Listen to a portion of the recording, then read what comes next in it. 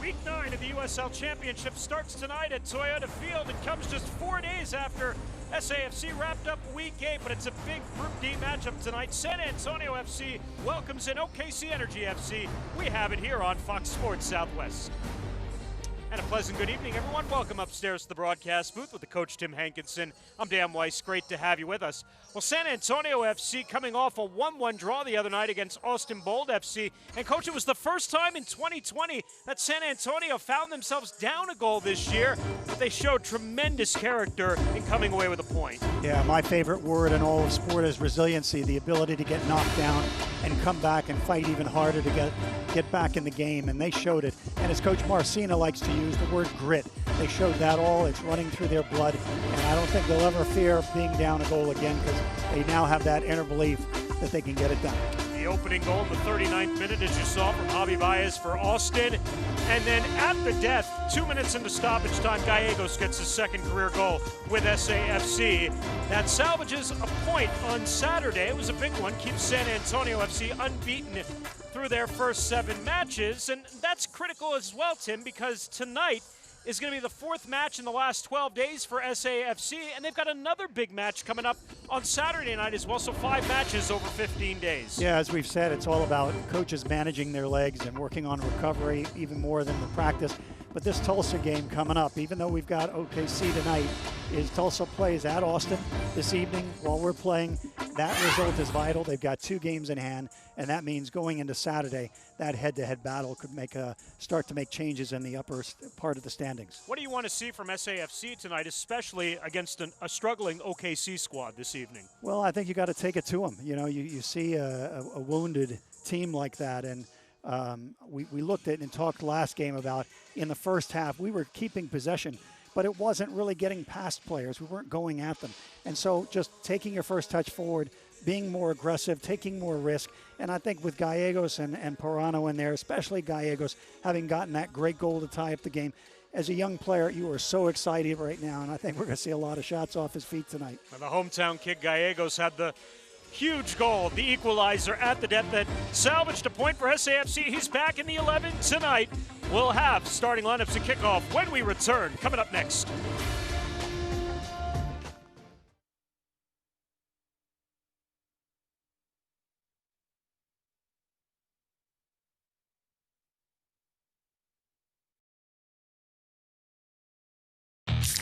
Crack open summer with the taste of freedom.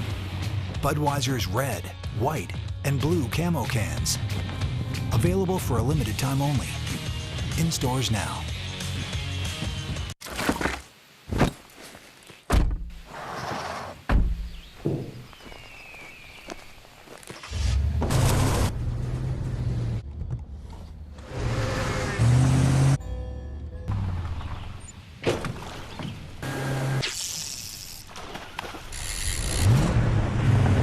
Yeah, sounds like another amazing weekend.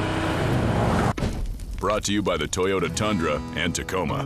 Toyota, let's go places. At the heart of a team, there must be passion, that burning desire to rise to the top, to make the most complicated tasks seem simple and executed seamlessly, with laser focus, knowing precisely what your every move requires. Because in the end, there is only one goal in mind: the outcome.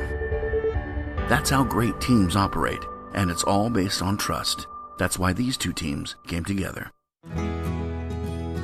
Whether they learn about science in a classroom or a kitchen, if recess happens in a schoolyard or a backyard, or lunch is enjoyed in a cafeteria with classmates or on a computer with friends, it all starts here at H-E-B, where you'll find the school supplies kids want and the lunch supplies and snacks they love, all at low prices. So wherever it happens, start your school year here. Crack open summer with the taste of freedom. Budweiser's red, white, and blue camo cans. Available for a limited time only. In stores now.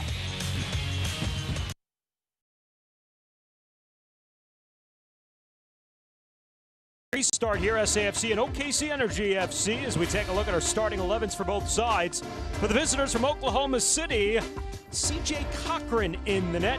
It's his 8th start. He has started all 7 matches. He was the goalkeeper that beat San Antonio back in the 2016 USL Championship playoffs in penalties here at this stadium. For SAFC, their starting 11 tonight will once again feature Jose Gallegos up top, along with Christian Pirano, and a second consecutive start for Matt Cardoni, who is 1-0-1 on the season. Cardoni in net. Dane St. Clair Saturday was recalled to Minnesota United of Major League Soccer, so a second straight start for the Beard. Matt Cardoni, as you see, 28, 24, and 15 lifetime with SAFC, a 1.5 goals against average, 16 clean sheets, and there is the 18-year-old Christian Pirano. Tim, he was 14 when SAFC and OKC met in that USL Championship semifinal back in 2016. Obviously, he's come a long way. So both these clubs since then, but that's been one of San Antonio's most memorable nights to date, even though it ended in defeat. Yeah, just a wonderful player. I love watching these young guys. They add such energy, and it really helps out the senior players to be able to bring that hunger and ambition into the game. Opening kick tonight brought to you by Pizza Hut. Temperature at kickoff 94 degrees. Low humidity this evening. Light breeze out of the east-southeast at 7 miles an hour as CJ Cochran makes his first touch on the ball here in the opening minute. It's Cochran's second go-around with OKC Energy FC. As you see, Alan Marcina, who's gotten his club off to their second-best start in franchise history, next to that 2017 squad that went to the postseason. Marcina has SAFC out to a 4-0-3 record through their first 7 matches, including a couple of draws here in the last 2. I'm watching the positioning of the strikers, and Solniak obviously always playing the deep number 9, but wondering, is it going to be Pirano or is it going to be Gallegos playing more underneath him or more in the midfield? And it looks like to start the game, Gallegos is playing closer to PC in the center of the park, with Pirano staying much higher up. Hector Hernandez is our center referee tonight. Francisco Bermudez and Caitlin Trowbridge working as the assistants. Fourth official is Elton Garcia, who's laughing with you before the match, Tim. Elton Garcia was the center referee in the match here on Saturday night against Austin Bold FC, so he'll have Alan Marcina's ear throughout the match tonight. People don't forget. There'll be some things, moments remembered. Gallegos quickly on the turn, finds Pirano. Pirano! And Transiliniak will bury it in here in the opening minute. San Antonio FC in the second minute is off to a great start, up 1 goal. Boy, that's the way you want to start it. Get on top of this team that's trying to find themselves. I mean, their season's generally on the line. They have to have a breakthrough, but to get that early goal really puts the knife in.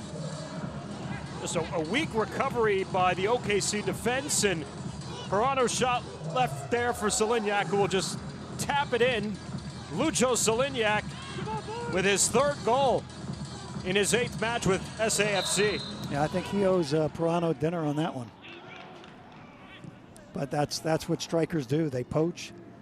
I used to call my striker the Spanish word for rat, a raton, which is looking for the cheese in the 6-yard box, and that's exactly what he did. So after conceding for the first time this season on Saturday night, SAFC wastes little time in the second minute. They get out on their front foot with the opening goal, and for SAFC, well, that's been pretty common this year. They have now scored the opening goal in 6 of their 8 matches this year.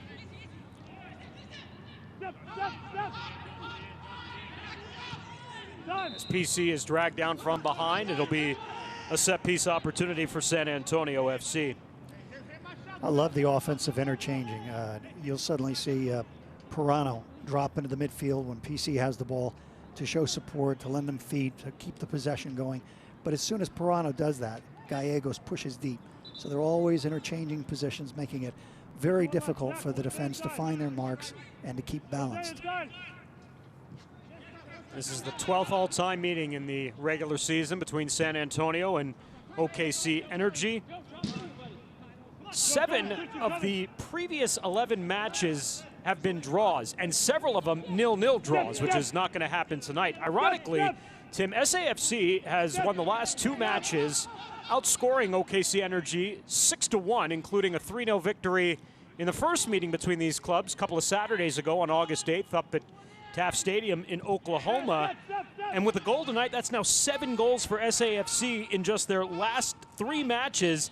They only have 13 goals in the all-time series against Oklahoma City, 7 coming, in the last 182 minutes. Yeah, it's starting to show a dominance against this team. Yeah. Players start to build this incredible confidence that when they go against a team that they've had success, they believe when they walk on the park that it's just going to happen again, and they play with that extra flair and confidence. We're seeing it already in the first minutes of the game tonight. That is, by the way, the 200th career goal in San Antonio FC's franchise history. And with that goal tonight, we are having a flash sale at the SAFC fan shop for the next hour. For the next hour, you get 20% off all SAFC gear. Go to safcfanshop.com for the next hour, 20% off, thanks to Lucho Solignac's goal in the 2nd minute tonight. Do you and I get to go? We can we can get the crew up here to start buying stuff for us. Because we should still be on the air here for the next hour based on the way this goes. Right. We didn't expect him scoring so early. Thought we'd have time to get back and cash in a little bit here. You see Jonathan Brown is down on the pitch this evening for OKC Energy FC. And there's first-year head coach John Pascarella. Last year was an assistant at Minnesota United, where he had spent the previous 2 seasons. Prior to his time in Minnesota, Pascarella was with the Des Moines Menace of USL League 2. This is his 2nd year as a full-time head coach in professional soccer, and it's been a rocky start for this club that when on paper, Tim, you look at it, they have a lot of talent and too much talent to be struggling offensively. They have not scored a goal in their last 3 matches going back to July 22nd, coming into tonight a 272-minute goal drought. It's been a challenge for them. I know that John has been experimenting, tinkering with the lineup and trying to get buy-in, and part of getting players to buy in is having moments of success where players say, hey, that's the way to go. And I know, even talking to one of the coaches with SAFC, playing this high-pressure type football, it's hard, particularly in the heat of the summer, and the coaches always have to be working to get players kind of recommitted to that style if you want to keep the consistency in the way you play.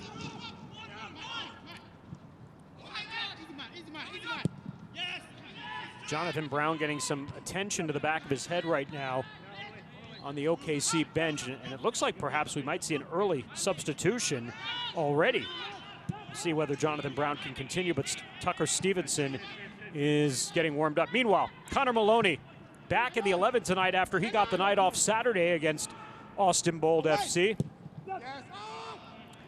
Dan, I think the other thing you have to look at in a team that isn't scoring very much is I know that they've been floating Chavez Jaime, who has a great track record as a goal scorer, whether it was with Miami FC or other clubs he's been with. A lot of USL experience, they're number 9.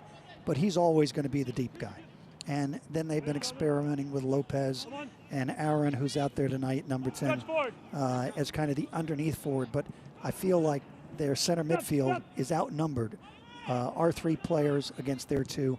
And that underneath forward is always having to come back to help defensively, which really leaves Chavez by himself up there and really limits their options to get forward and get more goals. I mean, Chavez, the 33-year-old, last year, 12 goals in 29 matches playing for Fresno. He was 23rd in the championship in terms of goal scoring. They had 2 players in the top 25, including former SAFC striker Frank Lopez, who is in the 18 but not starting. There's Rafael Garcia. We'll bring it back outside the area for OKC. Down a goal early after Lucho Solignac gets the home side on the board just minutes into this one. Kyle Hyland gives it a go and sends it wide of frame.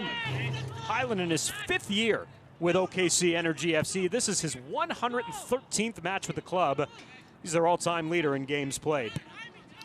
Well, as you said, they certainly have players who have a track record of scoring. It's just creating the chances and building some confidence and getting that part of their game going. And I think that's the hardest part of the game to sharpen. And I think these delays to get the season started, not having proper preseasons, all of those things can lead to the attacking players maybe just not being quite as sharp as they need to be. Toronto got on the end of it, and then he took it away from Christian Ibiaga momentarily before Ibiaga recovered. Pirano down behind the play in the area. Will get back up. San Antonio's back on the ball. There's Gallegos as the challenge comes forward, and working it free and getting loose there was Joe Amico. SAFC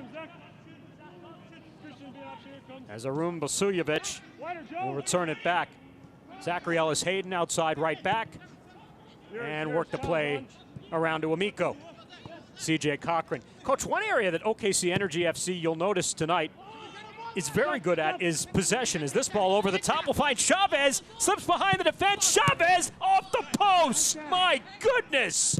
What an opportunity for the equalizer for a goal scorer in Jaime Chavez, and that's the way the season's been going for OKC. And the insane part about it is you're talking fractions of inches off that post that could have led that ball into the back of the net, and that could be a game changer as far as how your season goes the rest of the way. What a big opportunity to get back in this game. But the point I was making before, this is an OKC team. They're the best possession team in USL Championship, 59% coming into tonight. They'll play well with the ball. It's what they do with it. As Jonathan Brown back into the game will run it down, but unsuccessful before it crosses the byline. Yeah, I see a lot of their possession is very lateral, though, side to side, and not really penetrating. I think you have to judge, and the league doesn't do that. But in the early days of MLS, they would only start the possession clock for a team once you were in the opponent's half, because that's when the opposing team, the defensive team, is trying to put the squeeze on you and disrupt and win the ball back.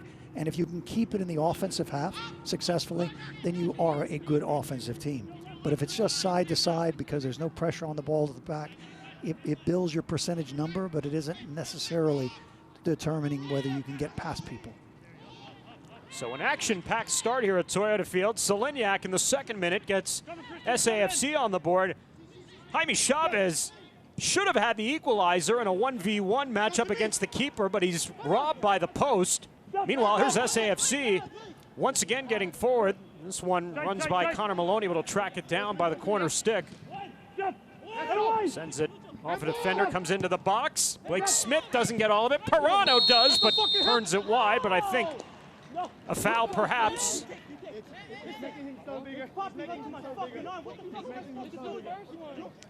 And a penalty perhaps?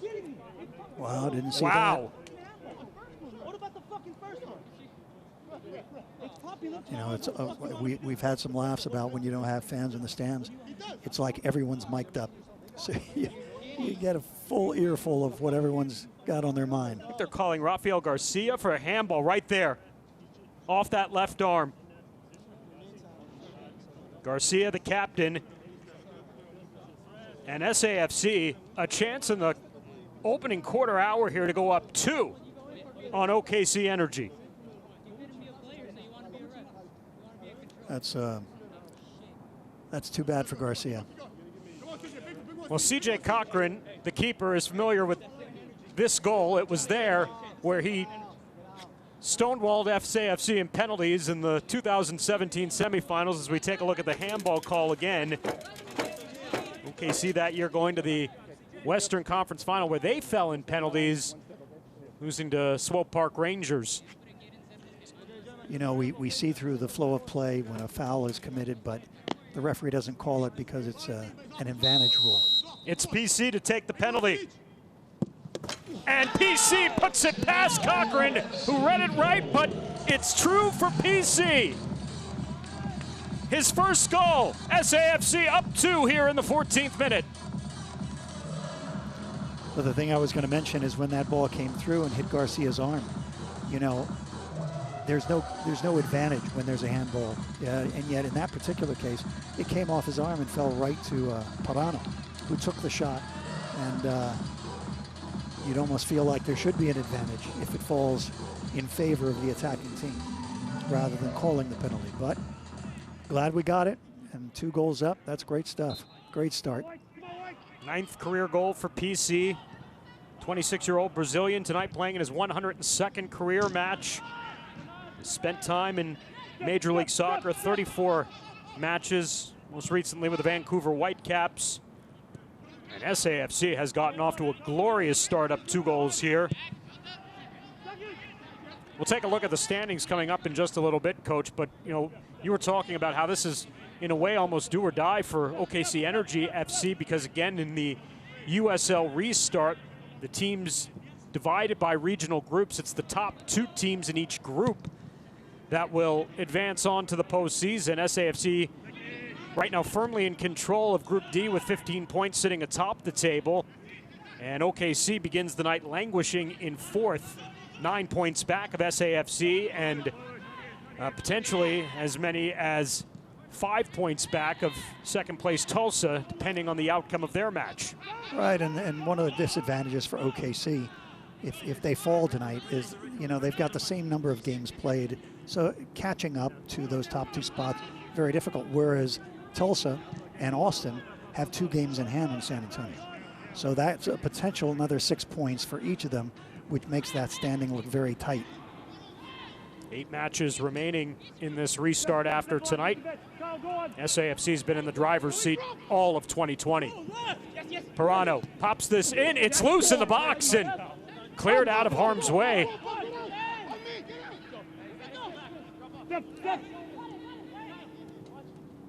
SAFC still getting forward, though. Gallegos turns to Mitchell Tainer. Gallegos, what a turn. Blake Smith, corner of the box with some daylight momentarily before stripped of the ball coming back. Gallegos has confidence oozing out of his game. I mean, just playing on fire. And that's what you hope to nurture and build on and let him grow from that, and just tremendous. I mean, if he can have that kind of confidence headed into the final stretch and into the playoffs, between him and Pirano, I think is unstoppable. Second on the club in chances created with 9, tied with Christian Pirano in that category. PC leads the club, 12 chances created through the first 7 matches. And through the opening quarter hour, SAFC up 2 on goals by Solignac and PC on the penalty. Yeah, great play, Christian. See, that's an example of the high pressure that Coach Marciano wants them to play with. He wants it to be relentless, keep applying the pressure, see if they can play under pressure, see if we can, you know, force them into mistakes closer to their goal and turn those over in quick opportunities and goals. Well, going up 2 early certainly will energize you, Coach, but I mean, they look very fresh tonight for a club playing their 4th match in 12 days, and you could almost see the tired legs a little bit Saturday night coming back home after the game in Tulsa, but being home, it seems like, for 4 days has really benefited this squad, even if it's a quick turnaround on short rest. Yeah, I think obviously the travel can play into this a great deal, being on the road, whether it's buses or flights or sitting in airports or lobbies of hotels, that can wear on you. Being back home, you're going to have a fresher spirit. You're sleeping in your own bed, eating your own food, and but it really looks like they say, let's put these guys away in the first half, and they've come out to do that. Another giveaway by OKC sets up an opportunity outside. Connor Maloney just to put one low. That's defended back outside the area, and Kyle Hyland will take it here for Energy.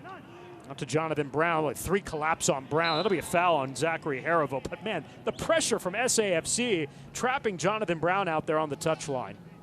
Yeah, it takes a very high level of fitness, and it takes a very high level of commitment to do this as a group, because you notice it's not just one doing it or 2 doing it. It's a swarm of players surrounding the ball and looking to take it away.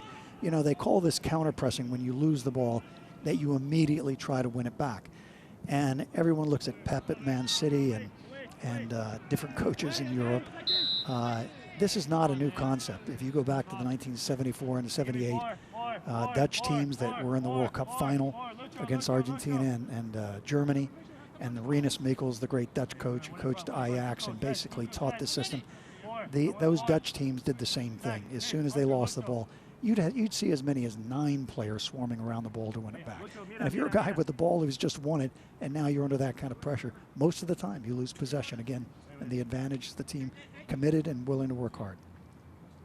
Little action for Matt Cardoni. In fact, the only time that he was really in the vicinity of an attack, he did not get a piece of the ball, but saved by his near goal post on the opportunity from Jaime Chavez back at the 10th minute that could have leveled this game and certainly changed its complexion. Instead, here's Jonathan Brown and Rafael Garcia over the ball with the Energy down 2 here early. Brown to the near post and just over frame. Good looking ball delivered by the veteran Jonathan Brown there. Very well taken. You know, again, it comes back to the fractions of the game, the ball that Chavez hits off the post. You look at a shot like that on the free kick, you could have a 2-2 game going on right now. Even though the majority of the play and the advantages have been all San Antonio FC. 30-year-old Brown in his second tour of duty with Energy. This is his 3rd season being a part of this club. 63rd appearance with OKC. He's got 3 goals. Yeah, the Welshman, I think he had his academy days with Stoke City. So his pedigree is good. Mentioned Frank Lopez, former SAFC striker, on the bench tonight for Energy. We have a couple familiar faces. Charlie Ward spent parts of the 2018 campaign in San Antonio, scored once in 12 appearances. And Omar Gordon is not with the club tonight, but this is his 2nd year with OKC.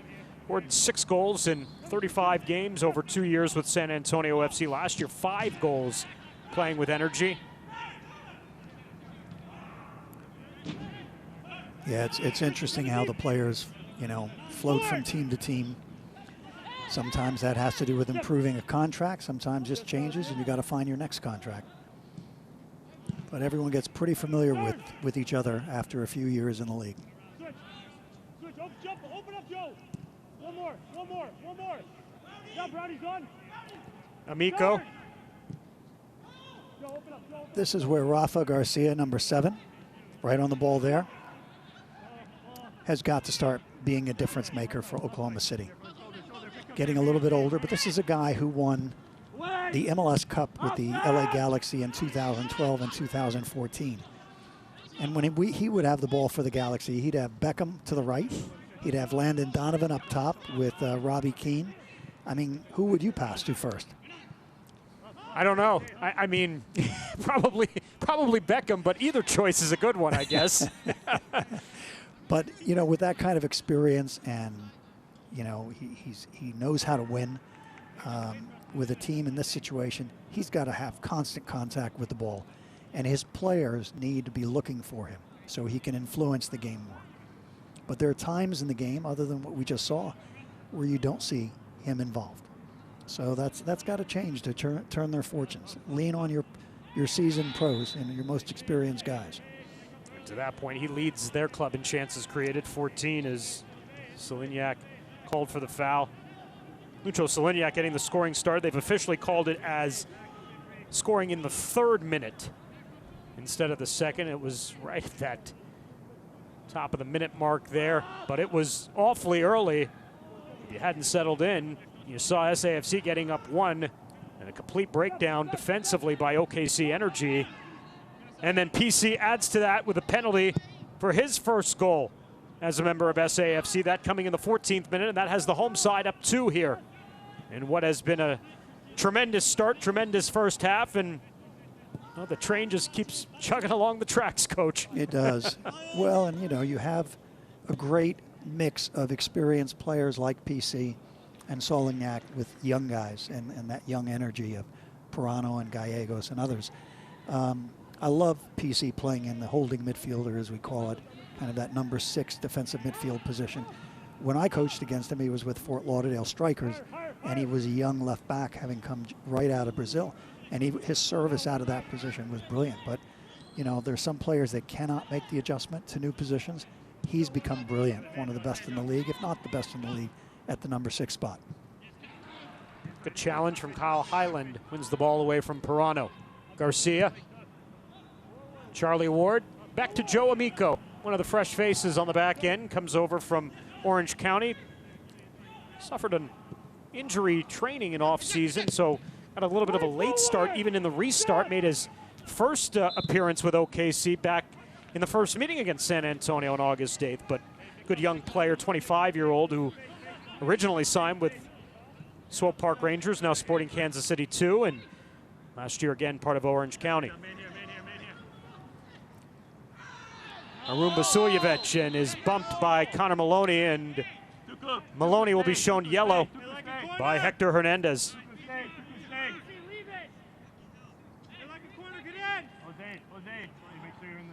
We were talking earlier about PC leading the team in most yellow cards. He has 4. It used to be that the leagues, that once you hit 5 cards or 7 cards, that you'd have to sit a game. But there have been some rule changes where I think the first plateau is 8. So no one's in danger. It's sometimes you have to set the tone and play the physical game. Now Garcia's, his tendencies to look near post and looking for Tavarel or Ibiaga as far as flicking something on. He went all the way far post, okay? And we'll see it again. Over goal there for a goal kick, and I did say Maloney, but it was PC, as you saw, recipient of the yellow. So to your point, that is his 5th yellow already here through the first 8 matches of the season. But again, not in danger of card accumulation. And to that point, we may see more chippiness perhaps for some of these clubs because they've got a little bit more leash when it comes to the cautions this year. I think so. I mean, that's a lot of cards to pick up before you have to sit. What players have to look at this point in the season with so many games remaining, a player like PC, if he's on 5 starting now, there will be a time towards the final 2 or 3 matches that he will probably have to pick up that 8th card, sit a game, so that it makes sure it doesn't interfere with playoffs. Because if you get your 8th card in the final game of the season, you will have to sit that out.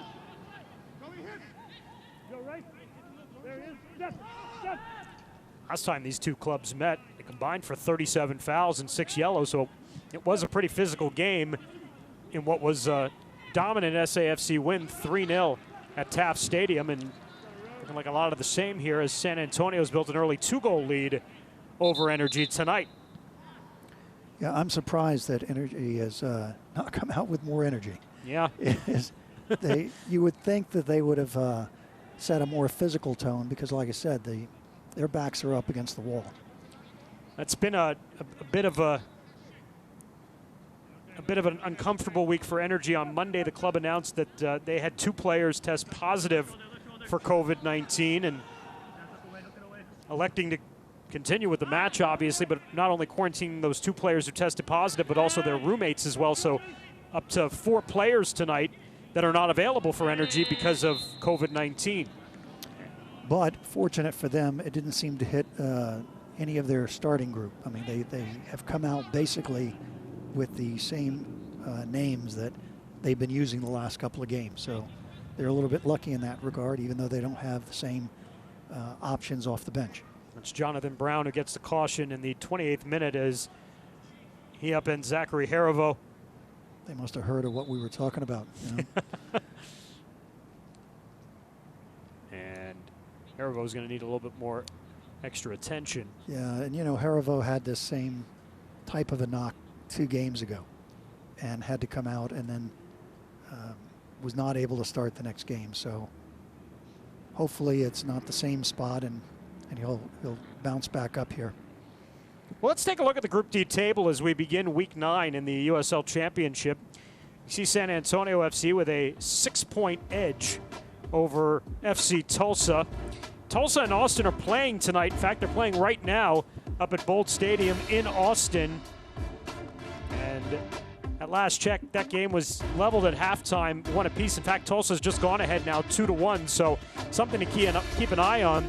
SAFC and Tulsa, 2 of just 4 remaining unbeatens across the entire USL Championship. And of San Antonio's 15 points, that now has them, if you're thinking just grand picture, they are tied with 3 other clubs for second best point total in the Western Conference. Phoenix won again earlier this afternoon, and they're once again running away with the Western Conference. They have 19 points so far here through the restart. They are the best regular season team in the league. Come playoff time, they play a little bit differently result-wise. But, you know, we talked last game about how San Antonio is starting to present themselves as a team that doesn't beat themselves. And it's reflected in showing no losses. Tulsa falls a little bit in that category as well. No losses this season and just very solid in their approach to play. So I think that's going to be an incredible matchup on Saturday based on what they do with Austin tonight.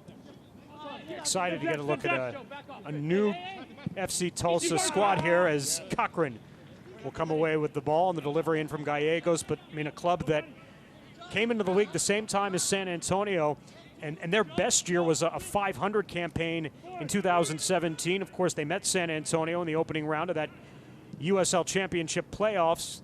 SAFC ended up winning 2-1.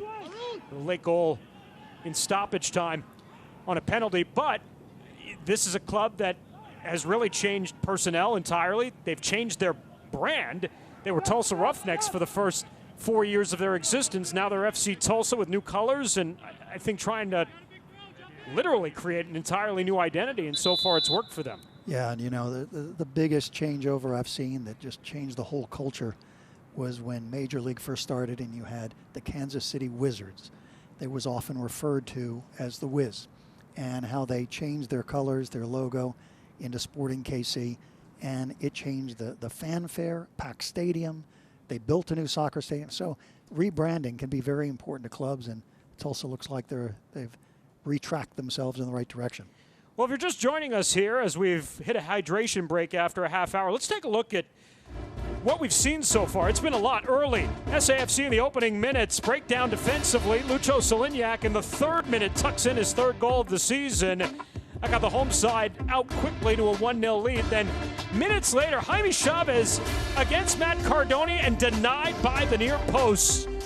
Could not level, and then San Antonio is the beneficiary of a handball call against Rafael Garcia, and PC tucks it into the far corner for his first goal with SAFC, and San Antonio up 2 on the visitors here through the first half hour tonight. Again, trying to extend their unbeaten streak. Longest, second longest unbeaten streak in club history, longest since that 2017 squad got off to 14 straight unbeaten, as you see the match summary to this point. And SAFC continuing again with just 8 games after tonight, setting themselves up for what would be a return to the USL playoffs for only the 2nd time in 5 years. Well, and they've got a team that if they get into the playoffs, they can do some damage. I mean, they've got tremendous defending, that triangle in the midfield, dangers up top, players going forward. It's exciting to see. It's going to be, this could be a big year for this club. And one of the things we talked about a few weeks ago in the first home match back from the restart against RGV is how critical all these games are, because they're all against teams in your group. It's like a mini World Cup where you're playing opponents in your group pretty much every night. Is a 6-point swing in terms of points, and that can definitely either put you out to such an insurmountable lead like it's almost done for SAFC to this point, or put you in a tremendous hole like it's done for the teams at the bottom like OKC and RGV to this point. Yeah, short season, you can't have bad starts. You can't have slumps where you go 3-4 games without getting, solid results. And that's right now why OKC has got something to be greatly concerned about. I will say that even though San Antonio has not lost any of its energy or momentum, a 2-0 early lead sometimes is a little bit of a dangerous score. It's certainly a score you want to build on, but you can tend to relax a little bit, feel like you don't have the same urgency, and lose concentration. And you give up one, and now all of a sudden it's a 1-goal game, and the visiting team has momentum and can make it a bit of a dogfight at that point. So very important San Antonio continue to play well and look to, as OKC takes risk, try to get that 3rd goal. Connor Maloney wanted a foul there against Chavez. Play continues on. especially if you get a goal before halftime, which is what OKC is trying to do here. Jonathan Brown will put it off Josh Yarrow. That's going to be a throw here.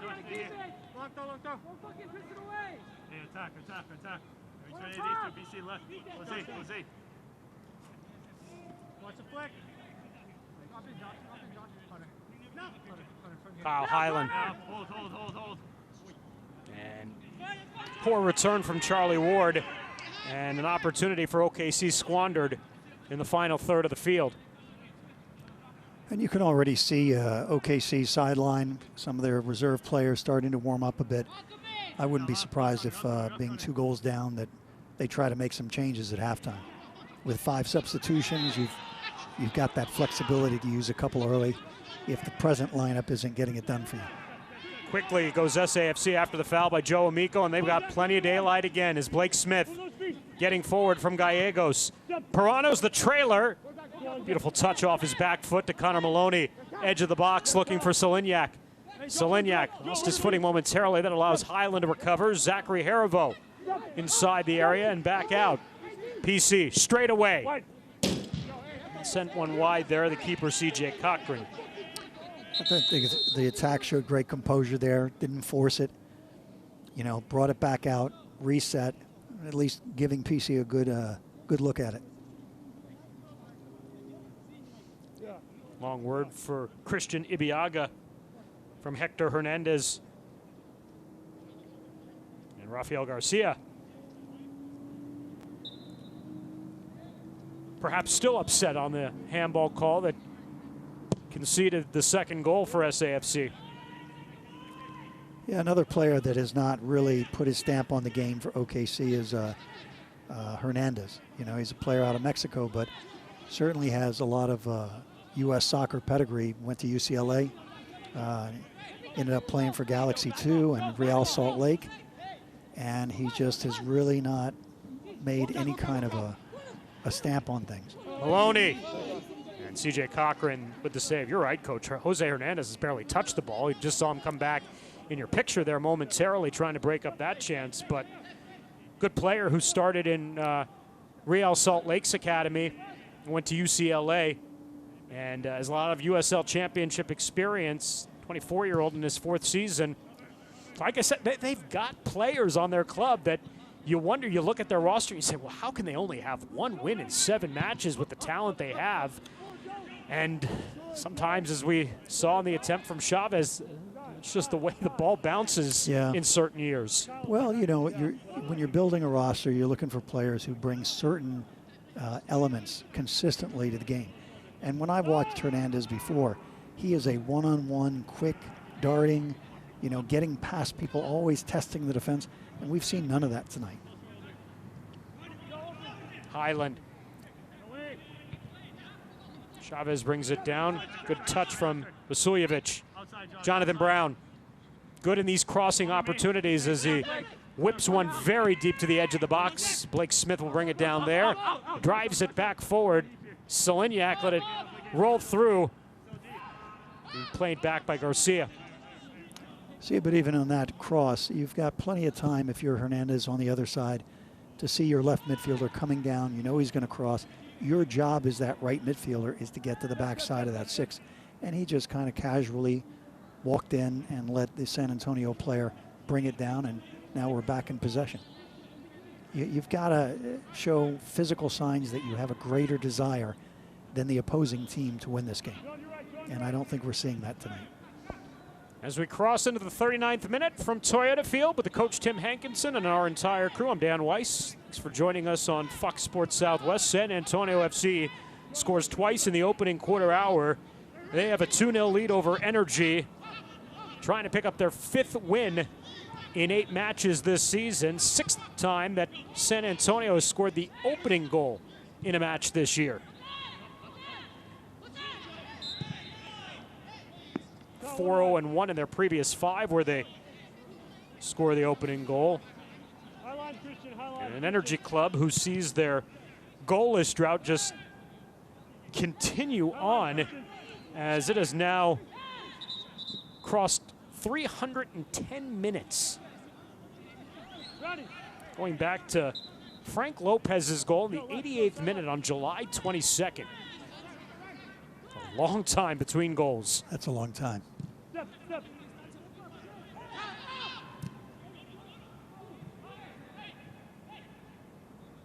Pirano. A hard challenge there from Highland and a foul. Christian, 18. 18. Let's go. Christian right there. 2 out. 2. Christian. You know, maybe you don't need to give up the foul there, but I'm glad to see Highland. I mean, before I was watching Biaga and some others, they just weren't closing tight. If Gallegos checked to the ball, they were just letting them go, receive, turn. So for them to get back in the game, they've got to go tight and make it very difficult for San Antonio to be able to receive and turn and make the next play.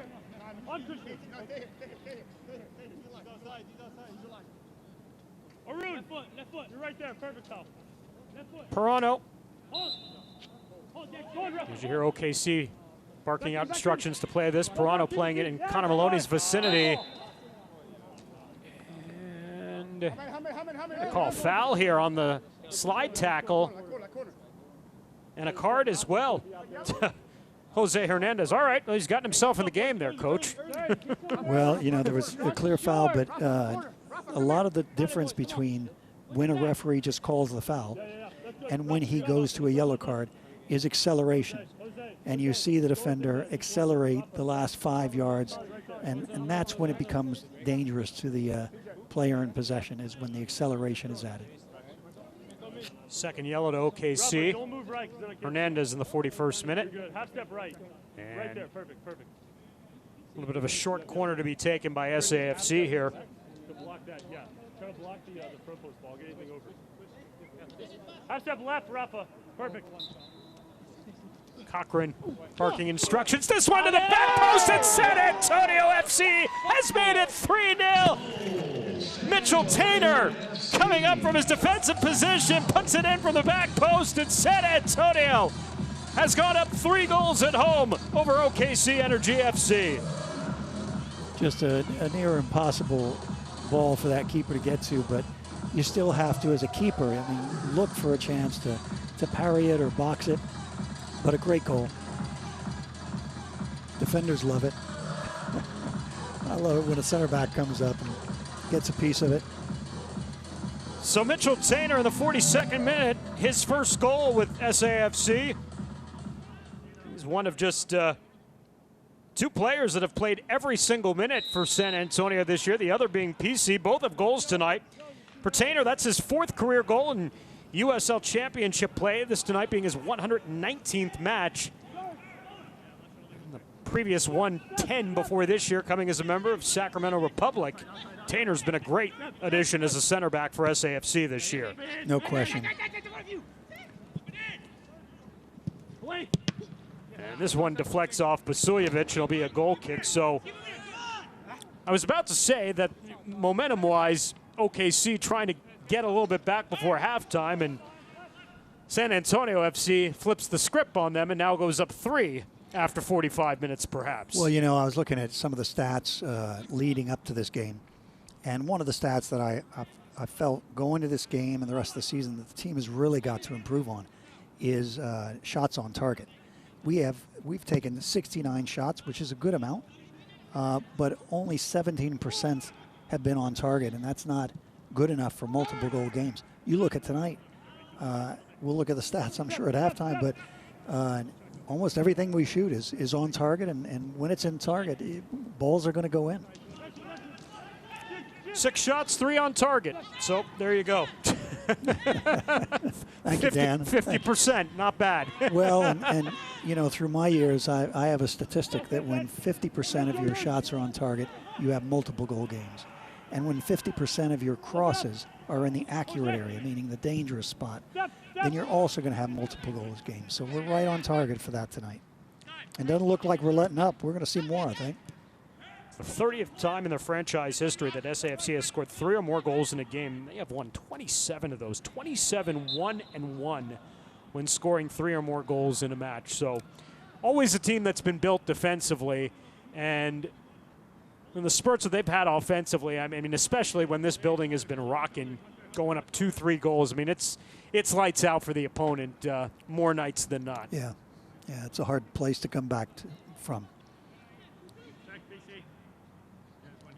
So Tainer in the 42nd minute, capping off a tremendous first half for SAFC, who got 2 goals in the opening 15 from Solignac and PC, and now up 3 on OKC.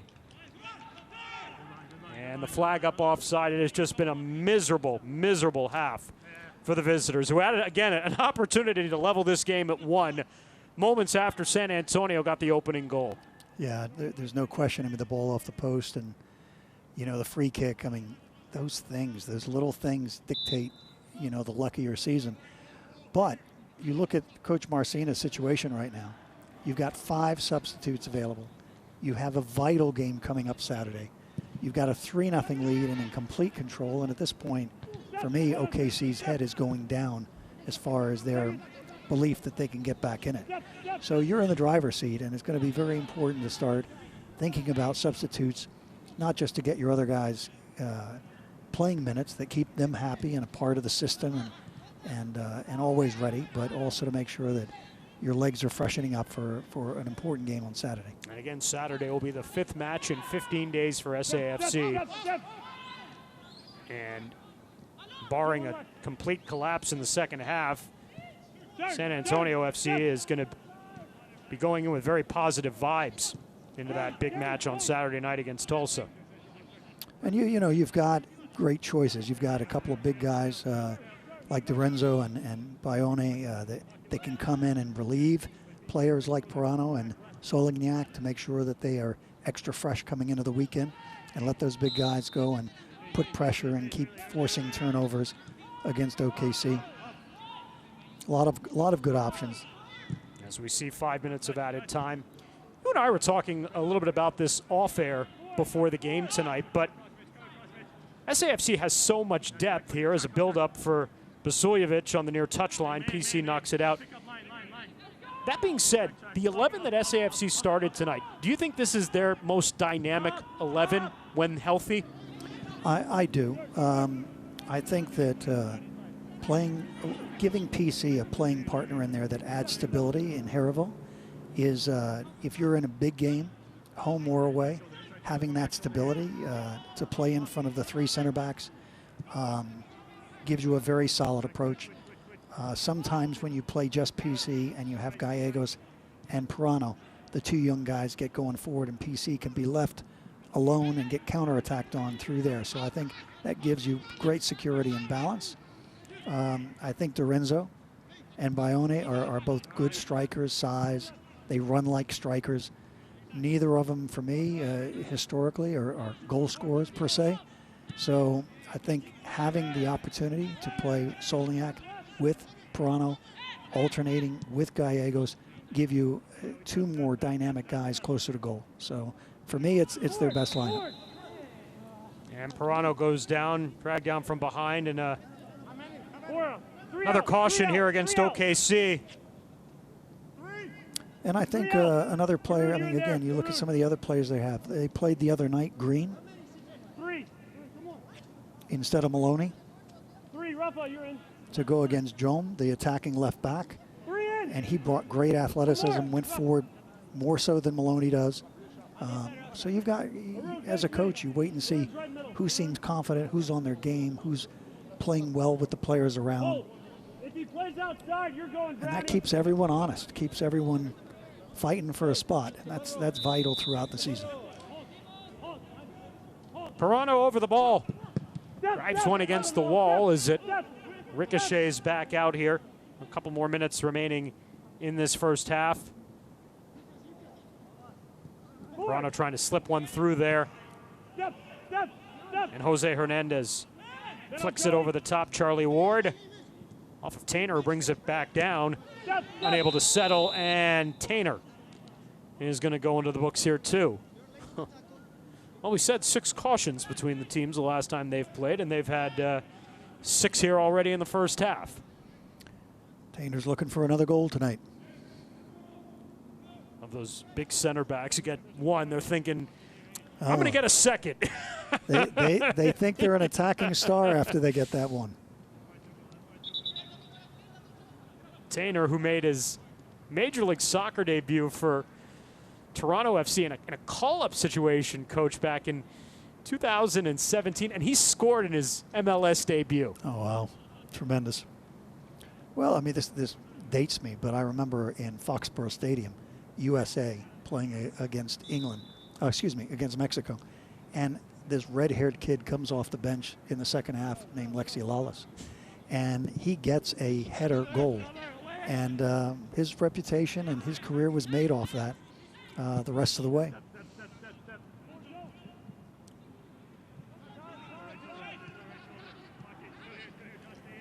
We'll see a left back, Vangel Zaguro, next week from Albania, who doesn't have a right foot. It's all left. But he got his first goal for me up in Chattanooga in his first professional contract here in the U.S. He never wanted to defend after that.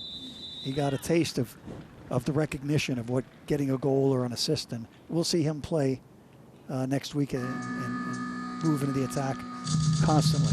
Well, this was a tremendous first 45 minutes for San Antonio FC, started by that man very early, Lucho Solignac, in the 3rd minute. PC then following up with a penalty minutes later, and then Mitchell Tainer finishing it off just before halftime in the 42nd minute. San Antonio FC out to a 3-0 lead in the opening half over OKC Energy FC. Halftime from Toyota Field coming up.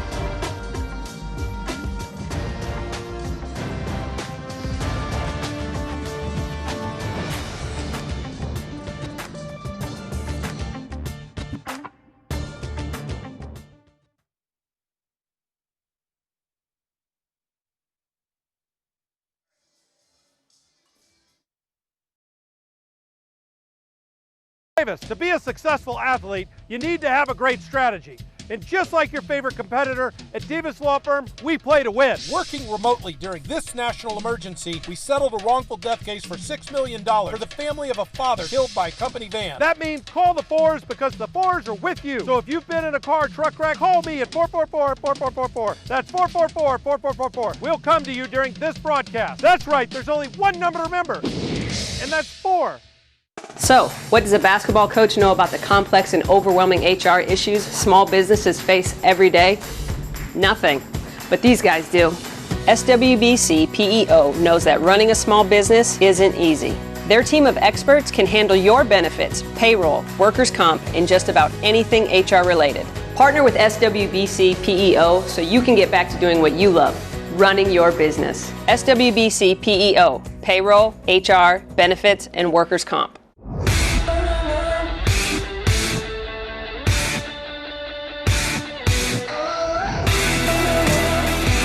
Long shot, it's a goal!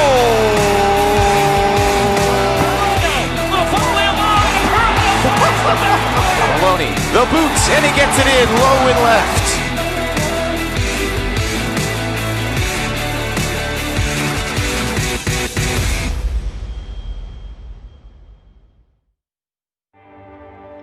Do you know what optimism can do? Whatever it wants. We've seen it unlock resilience that makes the impossible inevitable, inspire generosity to put families back on their feet, and give Davids courage to throw rocks at Goliaths. At Frost, we believe optimism can change lives emotionally, physically, and financially. And with your help, we're going to prove it.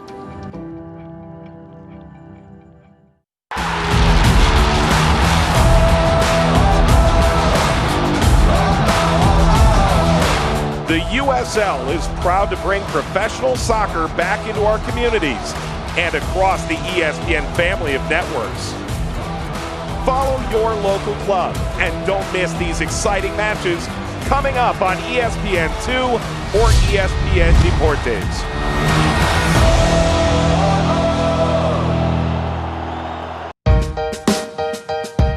Soccer Champus, the U.S. Soccer has recently instituted the Play On campaign. Try and explain what this looks like in the grassroots communities around the country all the way to the professional level.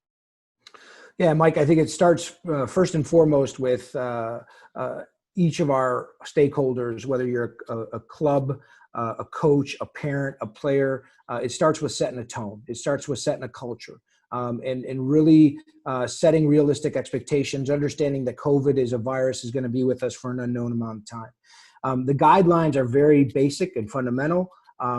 What Play On has really created is a single voice and something that all of us can point to as a safe and responsible way that our kids can develop, continue to play the sport, can come together in a very responsible way under the guidance of local, state, and national guidelines that really can be one that highlights our sport across the country and in the world. And Play On has demonstrated, I think, over the last 2 months, a very consistent message, and that hasn't changed.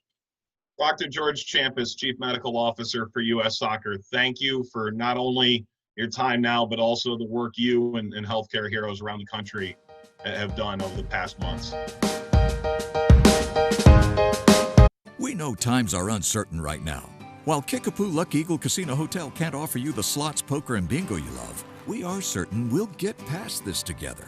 Until the reels begin to spin again, stay home and stay positive. We'll see you again soon.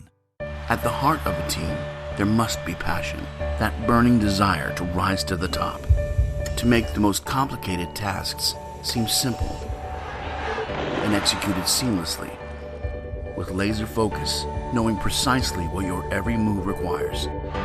Because in the end, there is only one goal in mind: the outcome. That's how great teams operate, and it's all based on trust. That's why these two teams came together. Whether they learn about science in a classroom or a kitchen, if recess happens in a schoolyard or a backyard, or lunch is enjoyed in a cafeteria with classmates or on a computer with friends, it all starts here at H-E-B, where you'll find the school supplies kids want and the lunch supplies and snacks they love, all at low prices. So wherever it happens, start your school year here. We owe a debt of gratitude to every business that remained open, and especially to their employees that worked throughout the pandemic to provide us continued services.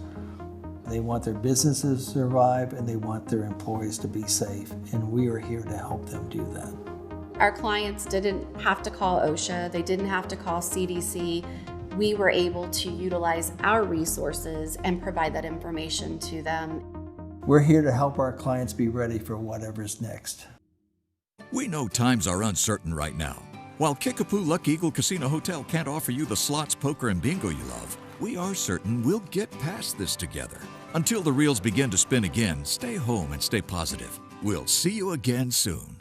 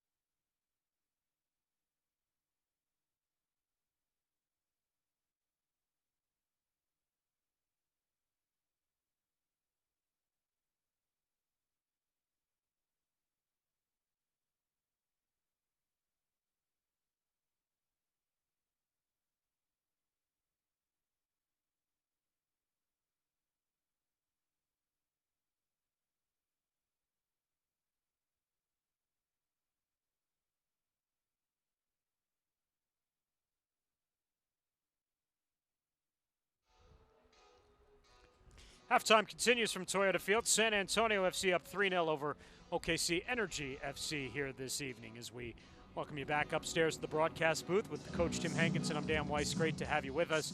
Well, Coach, oftentimes after 45 minutes, whether you're winning or losing, a coach is going to go in and he's going to have things to talk about when it comes to improvement to do in the second half. I'm guessing not going to be much for Alan Marcina in that department to talk about here after 45 minutes tonight.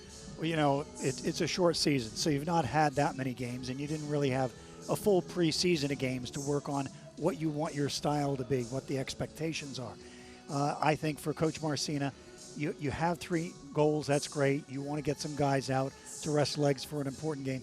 But you want to continue to maintain the style of play, the intensity of play, how you defend, what do you do when you lose the ball in this area of the field. You don't want to get sloppy and lose concentration at this point. You want to build that 90-minute consistency, not just be satisfied with a good 45. Let's take a look at the highlights from the first half, and it was all San Antonio, and it started right away.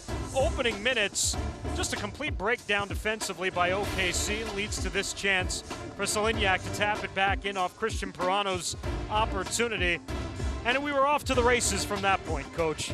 It looked great. Momentum, confidence, belief, everyone wanting to get a piece of it. And we've seen that with the center midfielder and the PC getting the goal and Perano getting involved and eventually Tainer with that great stuff.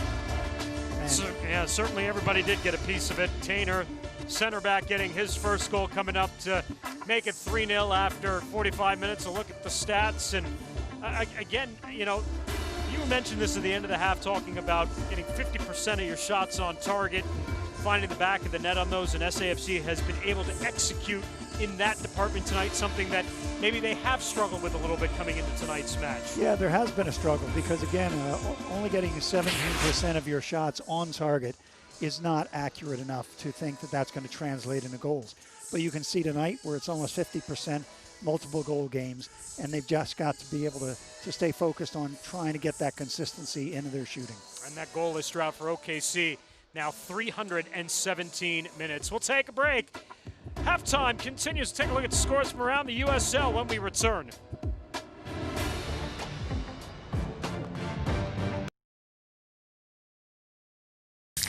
Crack open summer with the taste of freedom. Budweiser's red, white, and blue camo cans. Available for a limited time only. In stores now.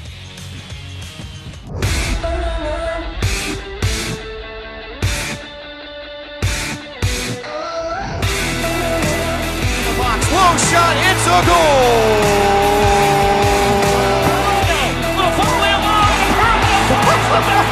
Maloney, the boots, and he gets it in low and left.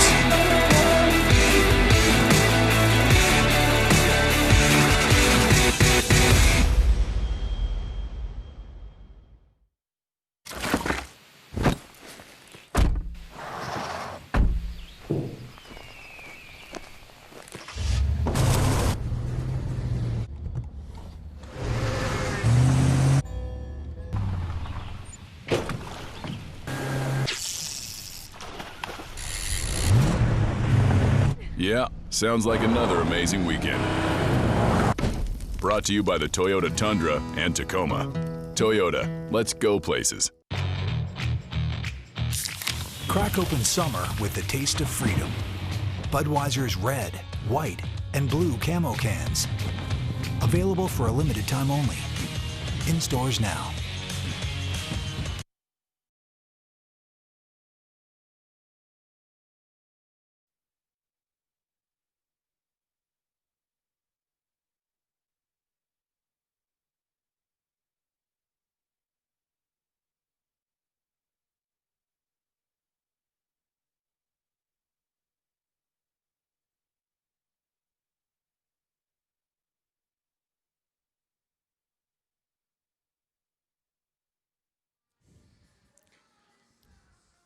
$3-0 San Antonio FC on top of OKC Energy FC. Let's take a look at scores from around the USL Championship here this evening.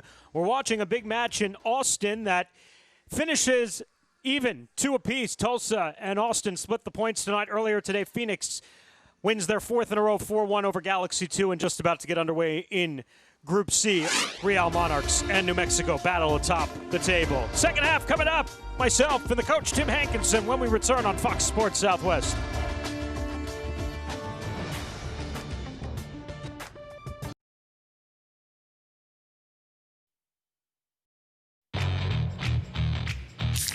Crack open summer with the taste of freedom.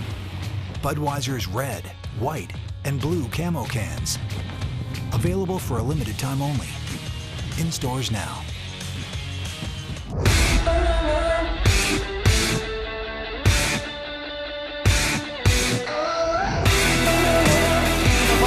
shot, it's a goal!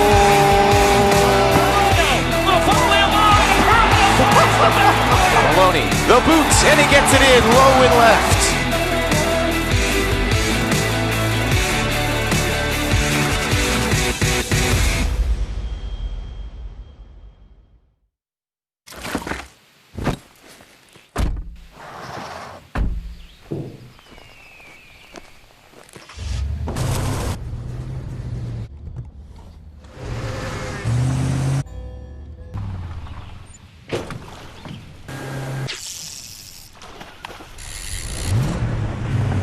Yeah, sounds like another amazing weekend.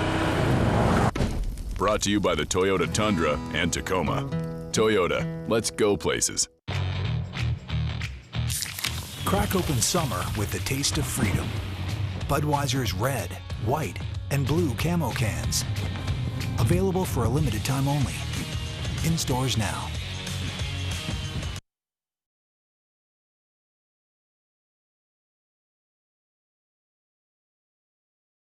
San Antonio FC up 3 over the visitors from OKC Energy FC. See what happens in the second half. Both these sides, San Antonio, again, has got a big match coming up on Saturday with FC Tulsa. It'll be their 5th match in 15 days. OKC Energy is going to go home as well for a match coming up on Saturday, too. We told you Tulsa and Austin split the points tonight, 2 apiece. That's a good result for San Antonio FC. A win, they would be 8 up, Coach, on Tulsa going into the match Saturday night. Yeah, the tie certainly favors the overall standings in regard to San Antonio's position. But I think right now there are 2 mentalities coming out. I mean, coaches have had conversations with Oklahoma City to say, hey, forget the first half, come out, start your game again.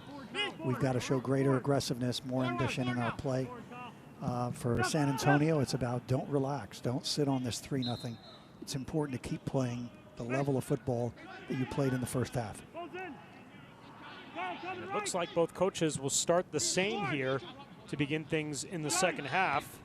We'll see how long that lasts, at least from San Antonio's perspective, because I think the point you bring up is a fair one, that with another match and maybe a chance to put away the group on Saturday night with 3 points, you have an opportunity to certainly get some fresher legs. Right. I mean, look at key crucial players to winning on Saturday. Solignac is a senior player, a little bit older. He doesn't need 90 minutes tonight. Even the young guys can have a tendency to burn out if they're overused, and therefore looking to get Gallegos out, maybe Pirano out with a little bit. These are guys you have to be ready to utilize on Saturday. Pirano over the ball. He drills one into the area. Turned out by Vasiljevic. San Antonio FC recovering. Gallegos so crafty on this left flank. 2 collapse on him. Will return it to Blake Smith. Good ball in. Tainer right there. Again, trying to make the turn, instead concedes possession. Now he hustles back to his center back spot. Another strong consideration I'd have if I was Coach Marcinez, you've got PC on a yellow card already. You don't want to take the risk that another yellow pops up and then he's got to sit on Saturday. And I would also say that PC's played every minute of every single game. And in the last game, I felt that in the second half he looked a little bit tired. I still wanted to play, don't get me wrong, but looked a little bit tired. And he's maybe one that you've got to start looking at, managing his legs to make sure he's 100% ready to go this Saturday. PC and Tainer, 630 minutes. They've played the full allotted 7 matches coming into tonight. The only 2 for San Antonio FC is Connor Maloney with a flag up from the assistant over on the far side. Maloney had played every single match up to this point until he got a night off Saturday night against Austin. So you talked about a core group of 7 or 8 players that have been in the lineup every night for Coach Marcina. And I know that in a shortened season, it's a little tougher to roll a regular 11 out there week in and week out. But still, Coach wants to find some chemistry, and that seems to be kind of the number that Coach Marcina has gone with, at least on a consistent basis, having 6 or 7 of the same guys in the lineup every week. No question, and I would say if you looked at all of the divisions and any league in the world, is that the teams in the top 4 are teams that if you looked at their game in and game out lineups, that there is, again, a core group that is keeping their lineup very consistent. The teams in the bottom normally are teams that every week, whether it's injuries or a coach tinkering or whatever the case, are always changing things. That's just not a successful formula to win.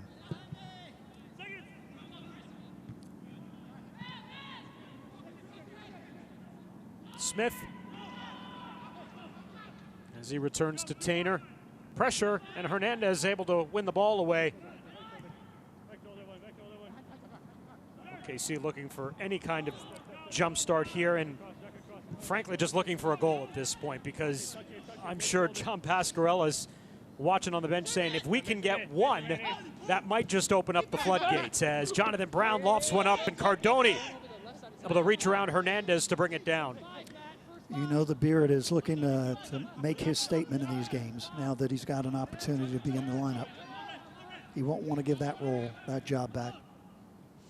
And he did not really touch the ball very much in the first half, as OKC, just their 3 shots, none were on target, and the best chance that Energy had was one that went off the post in the early moments. It's true, he's had an easy night. But giving his defense some relief, like the way he came out for that cross, takes so much pressure off defenders when you've got a big keeper and you know that he's confident coming out and taking balls out of this guy. Highland puts it wide, Amico. Back to Garcia, switching the play. Christian Ibiaga sends it forward. Hernandez. This is a great build-up for OKC. Out wide for Jonathan Brown. Edge of the box. There's one in, but nobody on the end of it. Well, there again, as we've talked about with Hernandez, player like that, player like Garcia, if they get their game going, then they can create good scoring chances. Quickly back upfield is Gallegos. And to me, that possession right there explains why OKC has such great possession and such poor goal conversion and execution. They do everything right. If scoring's a 12-step process, they do 11 steps right, and the 12th step is just a miscommunication inside the box. Yeah, and I've seen this with teams where your final piece, I mean, think about the game itself. You have your players work the ball 120 yards to the other end of the field for one player to get one final touch to it. And they actually have players who have scoring records like Chavez. It's just they haven't been able to find that final pass to give those kind of players the opportunity they need. All right, here's Pirano. Trying to weave his way around Highland, still loose with the ball. Herbo steps up, but this time OKC able to escape. And Jonathan Brown keeps it moving out wide. As we see just below us, Frank Lopez, the former SAFC striker, getting loose, and just a moment ago got some instructions from John Pascarella. You know he's going to come into this game, and the one thing we learned about Frank Lopez last year, who scored 8 times in just 14 matches with SAFC after coming on loan from Galaxy 2, he can impact the match in a hurry. He's got intensity. He's got a competitive bite in his game. In other words, he's going to go toe-to-toe with you. And he's got energy. He buzzes, and so he can change some of the dynamic that's going on with the OKC team. My guess is that Pascarella probably thought he'd be using him in a different situation in the second half, but so as the game has gone here tonight. Pirano! Oh, did not miss by much there as he turned it onto his left. Yeah, as a coach, the way you plan your week, the way you design your tactics, the way you unfold your pregame doesn't always turn out to play out that way.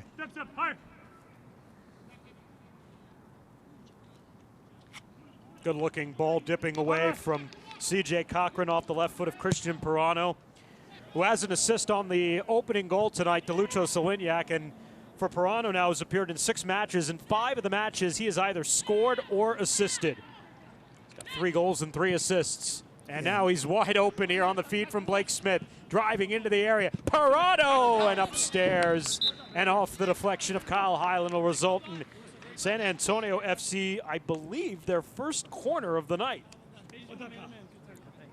I think Parano is going to get the eyes of Major League Soccer very quickly. And he's a player who no one wants to lose, but I can certainly see him advancing down the road. Tremendous talent. Not only is it San Antonio's first corner of the night, it's the first corner of the match. When do you see that playing 53 minutes without a corner? Yeah, that's true. In swinger Parano dips in on Cochran, knocks it down in front of him, and behind the play you've got Jaime Chavez and Mitchell Tainer tangled up. And yeah, you know, we're not going to see too many corner kicks in a game because we really don't play too much of a winger's game. We don't go down to the flag and look to cross where a ball gets knocked out. We play a little bit like the old Arsenal team where they come inside. They attack more the side of the box to come inside rather than looking to go outside and hitting crosses. So I see fewer and fewer corners in our game because of how we attack the box. you can see why Tainer was pretty upset after the takedown by Chavez. Cochran delivers it upfield. PC returning it to Yarrow. Offs it back over to the top as he looks in Gallegos' direction. And Zachary Ellis-Hayden. Back to Cochran, who will switch it across, but it's Connor Maloney who will settle.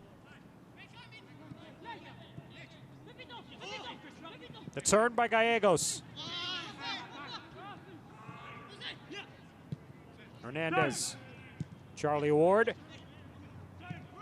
Ibiaga up forward with Joe Amico. And now Kyle Highland. An errant ball. He was, I believe, looking in Zachary Ellis-Hayden's direction. And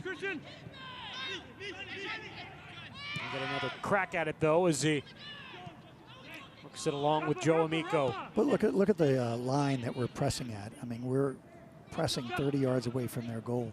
We've seen teams this season that drop all the way in their own half. So it's a very aggressive approach that has been working very well for San Antonio. And they try to catch SAFC with that high line there, but Cardone comes out to wrestle it away before Jonathan Brown could get to it. Yeah, I mean, it looks like what they were playing the other night in the second half against Austin when they were down a goal. Right, right, exactly. But that's one of the things we talked about at halftime is the ability to get your game consistent in your tactical approach over 90 minutes, not be a team that's doing it for 20 minutes here or 20 minutes there. And again, having a 3-0 lead like this, I've seen teams very often, they drop off what they're supposed to be doing. And that becomes a bad habit. And they're doing a great job keeping the intensity and the pressure high, which is the way they want to play.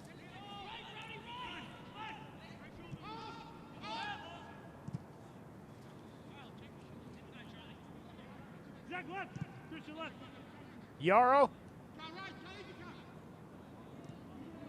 You can see beautifully SAFC in their 3-5-2 or 3-5-1-2 if you want to look at it that way. Right. Well, you know, the thing is that when you have 3-4-1-2, yeah. when you're a good possession team, which San Antonio is a good possession team, it allows you to interchange all these positions. When you're losing the ball every third pass, players can't interchange and create numerical problems for the opponent. But we do a very good job interchanging positions because we hold the ball well. And it allows us to make those changes. Big save there from Cochran on Parano. Got another crack at it inside the area. Well done. Jones on. Head on. Zach's on if you can find it. Zach's on. Zach's on. Chavez. And brought down by PC. Sitting on a yellow tonight. Here as we cross into the 59th minute. And that's what I was saying before about PC. Do you want to risk losing him for Saturday with already a yellow? That was a fairly innocent tackle and challenge, but a referee can go to that card for whatever reason. And I'm not sure you want to risk him at this point. Christian Pirano, who turned 21 this week. It's been quite the career for him already for San Antonio. 10 goals, 9 assists now in his last 25 matches, going back to June 21st of last season against Fresno. And again, we've told his story so many times, but what's interesting about this player, you know, who came from a great pedigree of the River Plate system in Argentina, but essentially was unheard of off the soccer map. Came to San Antonio as a trialist in the spring of 2019. And I just remember what everyone said when he was out there. He is the best player on the field as a trialist when he came into training camp last year. And it was almost if they were trying to not say too much because they knew they had quite a gem in this player. And yes, it got off to a little bit of a slow start, but man, has it paid dividends over the last 12 months for certain. Well, you know, I was watching his game, and there was something about his game that I felt not so positionally, but some of his little chopping, cut. He likes to take almost 3 little chops before he gets his shot off. And I started looking at videotape of another Boca Juniors player that I'm sure he grew up admiring and watching, Carlos Tevez, who had years at Manchester City and Manchester United. And you watch Tevez's game, and it's like he gets around the box, chop to freeze that defender and release the shot. And you see a lot of the same type of rhythm in his game. Pretty successful night for those two. Pirano and Solignac come off after an hour, replaced by Bailoni and Dorenzo, which frankly is not a bad trade-off either when you talk about firepower. Not that SAFC needs it right now, up 3, but Pirano and Solignac get it started in the 2nd minute, or the 3rd minute officially, and SAFC never looked back as they've built a 3-0 lead to this point here with a half hour remaining in the match, and I'm just trying to make sure they play it smart and hopefully play it injury-free as well. Right, and if you're that back 4 and you see these 2 big strikers coming in that are fresh and 6'3" and ready to work hard and play physical and challenge for everything, you're thinking, oh my God, I don't deserve this. You know. There's a good run by Zachary Ellis Hayden up the right touchline. A better recovery by Blake Smith as he runs him down. See, and that's one of the other things that I think is out of sync for OKC is Hayden is a player that normally does make that run, and when he's not in the game, Atiba Harris is the right back, and he makes that run. So that's a part of what they expect to come out of that position. But this was the first run from him tonight up the park. First touch here, Bailoni onside, off of Cochran, and drilled out for a corner here coming up for San Antonio. So it comes across almost like Oklahoma City came into this game on the road, playing on their heels, waiting to be reactive rather than playing on your front foot. Otherwise, we would have seen that run early, trying to force Blake to deal with him. So a lot of things that just seem a little bit out of sync tonight. 8th match this season for Ignacio Bailoni, a goal and 2 assists as he comes in. Gonzalo Dorenzo, his 8th appearance too, coming on as we get substitutes now for OKC Energy FC. Brad Dunwell coming on, and Frank Lopez in his return to Toyota Field, and shares a laugh with Josh Yarrow. Well done. Great job, Jaime Chavez coming off as Lopez replaces him. San Antonio with the throw. And Frank Lopez, well, again, we talked about was really a struggling offensive attack a year ago for San Antonio FC. I mean, he was lightning in a bottle. 1 goal for Galaxy 2, and then comes on the scene, and he scores 8 in 14 matches for San Antonio and nearly saved their season, missing out on getting into the playoffs on the final day of the regular campaign. Yeah, wasn't it just a point, I think, that was shy. 1 below the playoff line as they ended up conceding late and drawing in their final match against Colorado Springs Switchbacks. But again, not at the fault of Frank Lopez, who was really fantastic. Yeah, 8 games in the final 14. he was the difference in putting him in position to be a playoff team.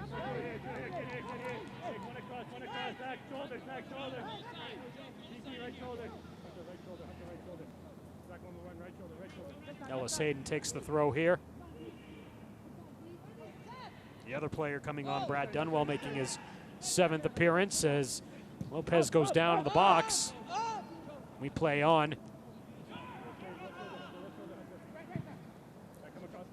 Garcia sends this across. Jonathan Brown volleying it along. Amico. Just can't create any space here. This is going to be a throw for energy over at the far touchline.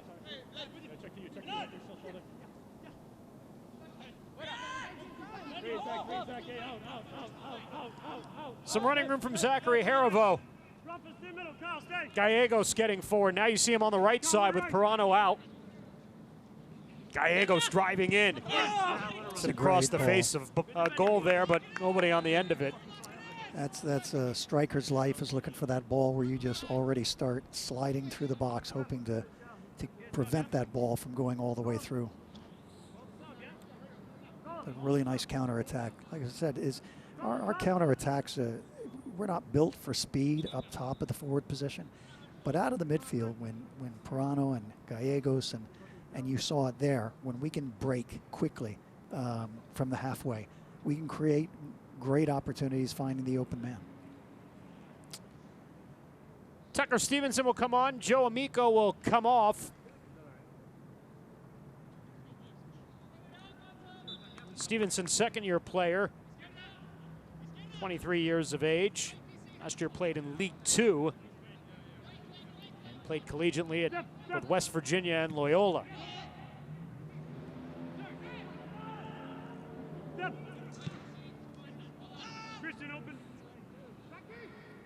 Ellis Hayden gets it off Smith. Recovery here for Dunwell.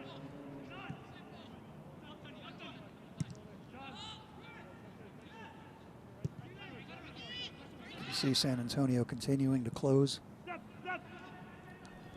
there's Lopez trying to shake off Hunter Gorski. And a foul on Gorski and a set piece opportunity.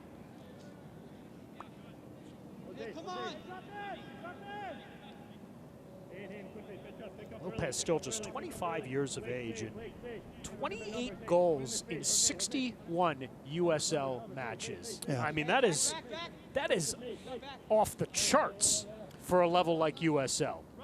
It is, and you know, his Cuban background, you know, he played for the under-17, the under-20, the under-23 national teams of Cuba. This guy's got, for as a young player, a lot of pedigree.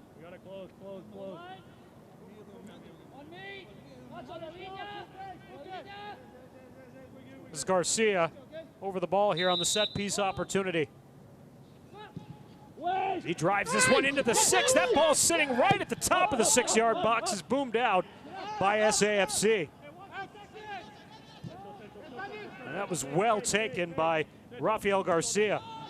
Yeah, I'm surprised no one got on the end of that. And now Dorenzo. Gallegos, 1 against 2. Gallegos, stutter step. Gallegos, Dorenzo, make it 4 for San Antonio FC. Gonzalo Dorenzo from Jose Gallegos. In the 67th minute, San Antonio FC is up 4-0. Just a great cutback. And then to have the composure. And I've said this about Gallegos before, sometimes wanting to take the extra touch, and not seeing all the options around him. But he certainly saw it that time. Cut, head came up, he saw a striker, played the great pass to him. Super goal. The best playmakers for San Antonio this year will pick up his 2nd assist, and Gonzalo Dorenzo gets his 2nd goal at San Antonio FC, which started strong very early and has never looked back tonight, just continues to pour it on. And if they haven't, and it may be a little bit more difficult this year because you're not seeing every team as often as you would in a normal season, the rest of the USL has got to be starting to take notice of what San Antonio FC has done here so far. Yeah, to me, from a media standpoint, the league needs to do a better job of featuring what's going on here. These young players, fantastic. We've always got a player in the team of the week and making things happen. So hopefully, but this keeps us modest, it keeps us honest, it keeps us hungry. Keep going out every single match and having to prove yourself. Perhaps that might change this Saturday when you consider you'll get 2 of the 4 unbeatens remaining in USL Championship that'll be here on this field in really what could be probably the last battle perhaps for the #1 spot in Group D, as we'll only have 6 matches remaining for San Antonio after that match on Saturday night. You can't tell me, and I haven't looked at the full league schedule, but you can't tell me there's a more important match that's going to be played Saturday than what we have going on here. Tulsa splitting the points tonight up by 35 with Austin Bold FC in a 2-2 draw. It has Tulsa sitting on 10 points right now, and San Antonio FC is going to get up to 18. They're going to be 8 points clear of second. And beyond that, you're going to have, they're 10 points clear of second place, or third place in the table, rather, with Austin Bold FC. So 10 points clear, 7 matches remaining. Not saying let's print the playoff tickets right now, Coach, but that's gonna be a hard task for anyone that's behind Tulsa to try to come back from. Yeah, you know, looking at again, the closeness of the number of games where Tulsa has 2 games in hand, that can be a big swing if Tulsa head-to-head has success on Saturday. It can start to change not who's in the playoffs, but it starts to change maybe who's in first, who's in second, or for playoff position. But a lot at stake. It's going to be very exciting. Maloney saved by Cochran. He's able to recover as Dorenzo was creeping forward looking for the rebound.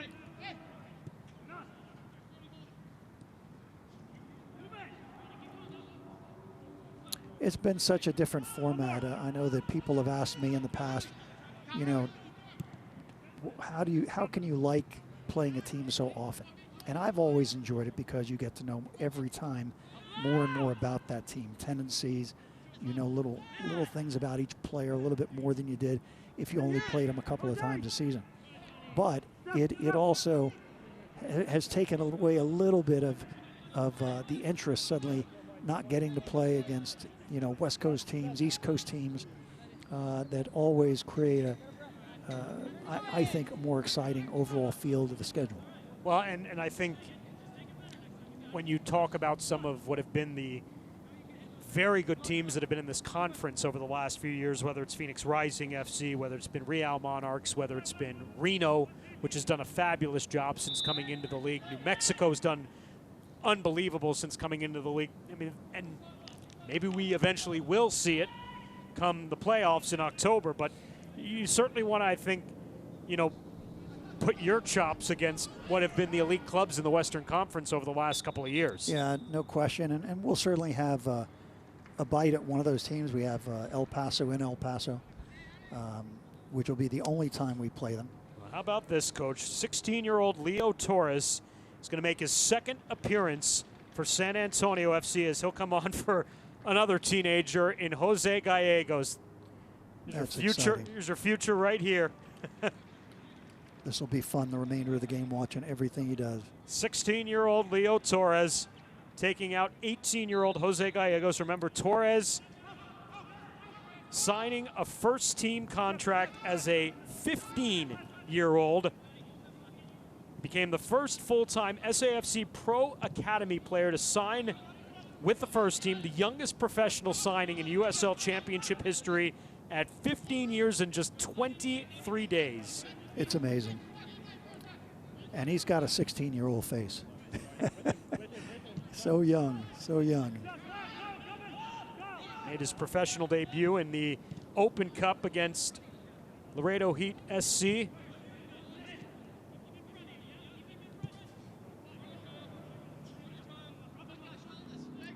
His first career league match, coming in a 4-0 lead. And he's dealt with lot of unfortunate injuries over the course of the last 12 months that have somewhat hampered his development, but anybody who is a soccer aficionado who watches this kid play will tell you he's special. Smith. Oh, beautiful find. Dorenzo. Back to Leo Torres, and stepping forward, Zachary Ellis-Hayden to knock it away, and a result in a corner for San Antonio FC. Well, and the coaching staff is making a very good decision. I mean, with young players like this, you want to put them into a game situation that the whole weight of the result is not sitting on their back. You want to bring them along the right way, look for positive moments, let them build confidence, and let their teammates build confidence in them as well. So there's a perfect situation for him to be out there. Hayden Partain also came into the match as well. Partain, who was in the 11 on opening night against Real Monarchs SLC, suffered an injury prior to the restart that kept him out for the first 5 matches ahead of the restart, was finally available for selection here tonight. So he comes into the match for the first time in a while, so to speak. Well, that's why results like this are so beautiful for a coach, because you know, when you get the same guys playing all the time, the same guys coming off the bench to get into the game all the time, there's a group of players at the end of the bench that start to get very frustrated. The heads start to go down. They don't feel a part of the positive chemistry of winning games, whether they're in there or out. And games like this give you a chance to get a few of those guys in there feeling more a part of the team. And that momentum as a team will continue to grow and snowball. And that's a very important element within team building. Here's Partain, along with Mitchell Tainer, came over from Sacramento Republic, where they spent the last couple of years. And again, Partain was opposite PC on opening night, which already looked like a pretty good midfield. And then, interestingly, because Zachary Harivo was serving a 1-game suspension from the postseason last year when he was playing with Birmingham, that opened it up for Partain to get the start. Looked very good on opening night. Then injury keeps him off the field until making his return tonight. Well, and again, coming off injuries, you don't really have reserve matches to get your 90-minute fitness back and sharpness back. But this is still, even though it's a limited number of games, this is still a long stretch when it comes to keeping guys healthy, keeping guys on the park, keeping their guys fresh. So having a guy like Partain join the game just starts to add another option that if anyone does get hurt, and we've seen Harivo go down a couple of times, then coaches doesn't have to sweat it. He's got guys to go to that are ready to play. We have entered the hydration break here in the 77th minute. Let's take a look at upcoming. Well, first we'll take a look at the 4th goal scored by San Antonio FC from Gonzalo Dorenzo that put San Antonio FC by 4.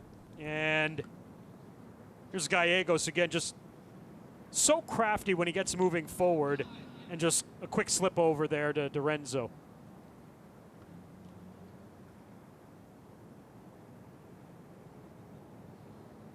It's well taken by Dorenzo. You know, you have to get those hips around and square up, and to make sure you get a good clean boot on the ball, but placed it well, didn't try to overstrike it. There's the goal summary from tonight. Seliniak picking up his 3rd goal. PC getting his first, Tainer his first, and Dorenzo his 2nd, the most recent goal scorer. Let's take a look at the upcoming schedule for San Antonio FC, who will close out this stretch of 5 matches in 15 days on Saturday night against FC Tulsa, and then back to a more regular schedule with a match a week, at least for the next 3 weeks. Home and home set with RGV FC, then El Paso, and then Austin Bold FC on September 16th. And as you see, we'll have 4 of the next 5 matches for you coming up on Fox Sports Southwest. And I think getting back maybe more to a regular schedule, match a week, not that this has really phased them, I think, playing so much soccer to this point, but it'll give them more ammunition, more opportunity for that internal competition, and just the culture continues to become more positive for Alan Marcina going forward. It does, and you know, his coaching staff, when we drove up and parked outside the stadium, his coaching staff was coming from training academy players, walked straight into the stadium for the game tonight. These guys are living the game 24 hours a day. Dorenzo, and it's going to be a corner here for San Antonio FC.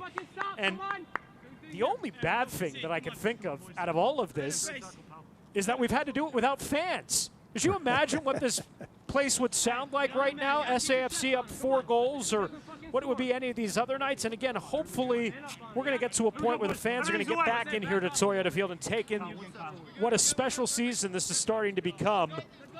We've been fortunate to be able to beam them in via Zoom as this ball gets put wide and will end up being another corner on the opposite side. But I tell you, San Antonio FC fans deserve a special squad, and they've got one here right now. They do, and I'm hoping that before this season is out, that the fans can come back in and watch this season finish and run them through the playoffs.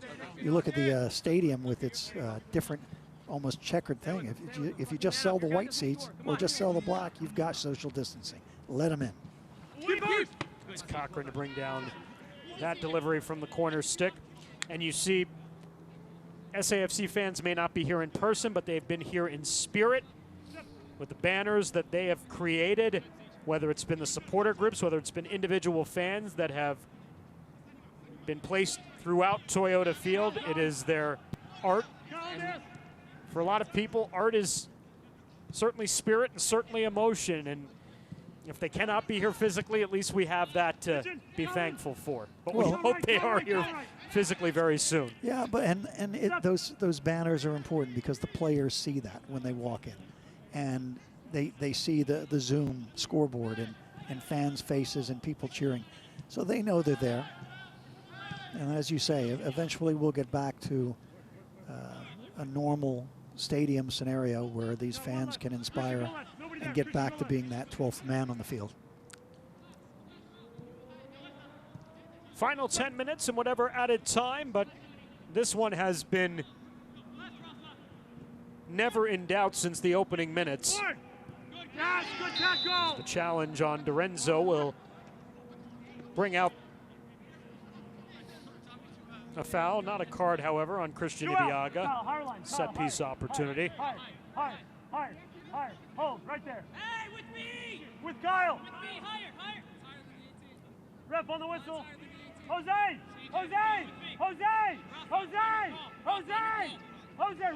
right! Hold. Partain to go to that back post and a little bit beyond Ignacio Bailoni. And Tainer was getting forward again. He's sniffing it. As I said before, when a defender gets a goal, then that's the only thing on his mind. But he's had a great season. Really has. Came in tonight, he was 8th in USL, 30 clearances to go along with 12 interceptions, 9 tackles, and 4 blocks on his defensive resume, which that's really what you want to be talking about with Mitchell Tainer. Whatever you get on the offensive end is icing on the cake, right. Yeah. No, and this is something that we've talked about before, is that when we talk about attacking, we want to see playmaking, and certainly Gallegos tonight and Pirano have had their fill of that. But playmaking as a defender are exactly about those stats: tackles, clearances, blocks, and you got to have a back 3 or a back 4 that are full of playmakers to make things happen. As San Antonio FC starts to think ahead about preparing for Saturday's match against FC Tulsa, Marcina's going to have certainly a lot to think about with the group that he put out there tonight, and whether he comes back with the exact same group on Saturday night. Yeah, I've seen a tendency that on a night that he doesn't play Gallegos, he uses Dorenzo as another physical body to run off of Solniak. But I'll tell you right now, it's hard to take Gallegos off. I mean, he's dynamic. He beats players. He's getting goals. He's setting up players. It's you've got 2 playmakers on the park.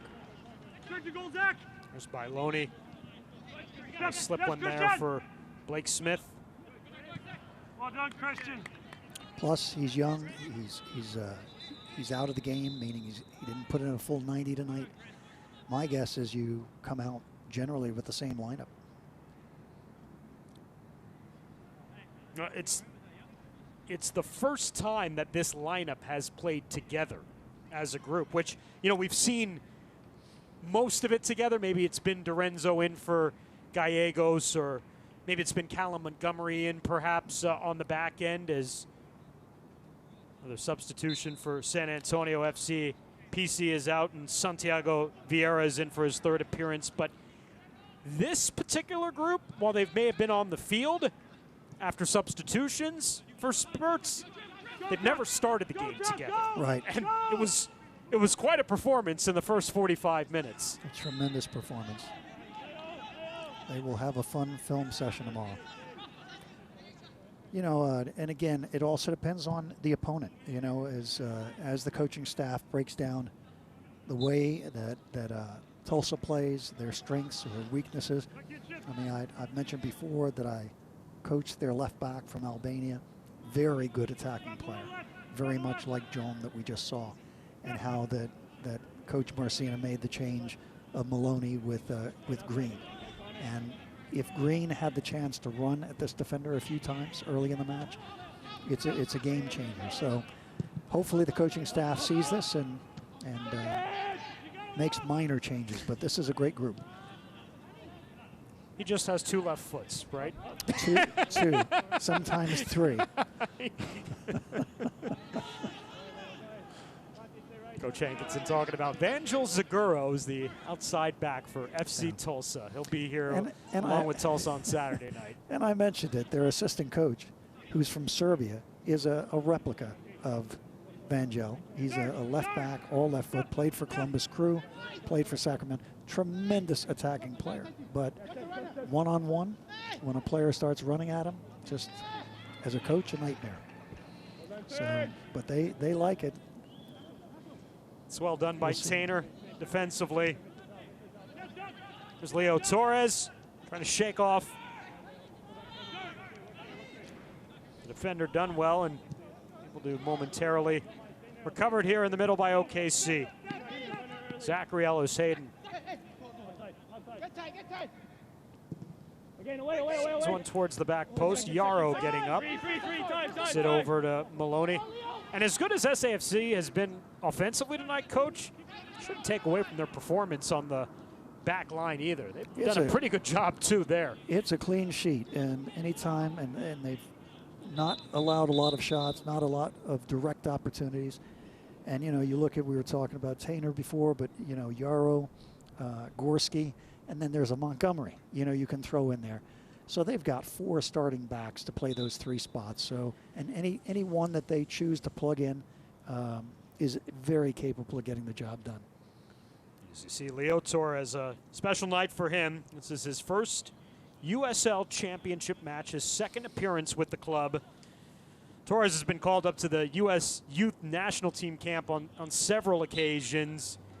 It's part of a group that went out, I remember, to Europe last year, and they were impressive. Leo was the story of that tournament of group of players that went out there.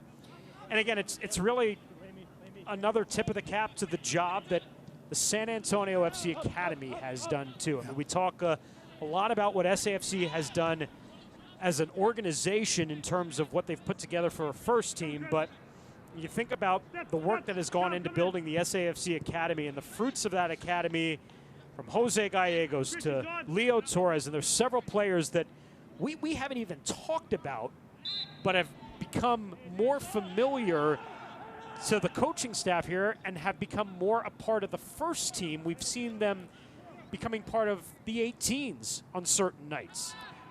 You know, their very first press conference and conversations were all about prioritizing the development of players in the academy. And, you know, you look around the world, there are teams like Manchester United and Arsenal and Man City. They just go out and buy their players. And that becomes a very expensive proposition. When you can develop, when you find that formula and system to develop your players, and those players are locked in loyalty for life when you've come up, you know, as a 14-year-old, 15 years old, and now Torres on the park. And the loyalty those players give you is beyond belief. Torres, part of the original SAFC Academy in the 2016 inaugural year, 2004 birth date. So you think about that. He was 12.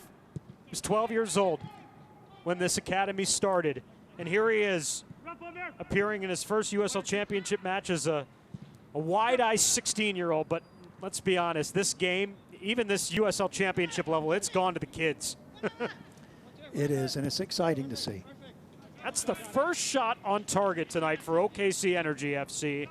It comes off the left foot of Frank Lopez, trying to ruin Matt Cardone's clean sheet. Well, you know, the USL as a whole, as an entity, has done a great job with their vision of path to pro, having USL Academy, USL League 2, USL League 1, and eventually the championship level, which is right below Major League. So it's a system we've never had as complete as we have it now in this country, and it's going to be very interesting in the next 5 to 10 years to see if we can produce more players like Pulisic, like Reina, and others that are representing the United States.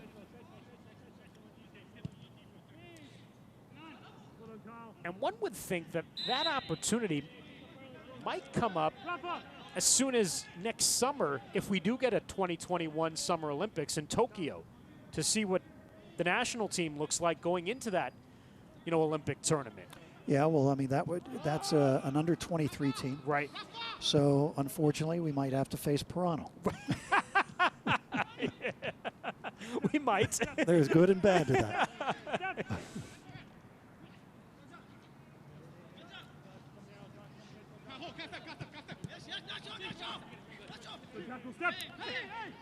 Well, I'm glad you mentioned that, because we've got so much to prove as a nation in international competition that we've just not accomplished. And I think we got a little complacent thinking we were there. And then we had big letdowns, not qualifying in the World Cup. Our youth teams have not qualified as well.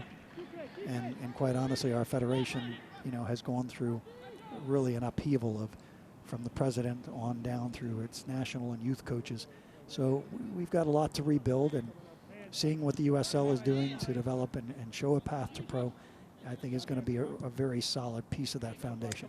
You just, you know, you think about what a low point it was for the national program on the night in Trinidad and Tobago, where they lost the final qualifier that knocked them out of the World Cup. And I mean, the United States should not be going World Cups where they are not participants based on what they've produced. But I mean, it has been it's potentially been at least the start of a perhaps very good turnaround here, at least since that night in Trinidad and Tobago. Trinidad has been one of our greatest moments back in 1990, qualifying for Italy with Paul Caligiuri's goal in the Sea of Red, they called it, because all the Trinidadian fans were red.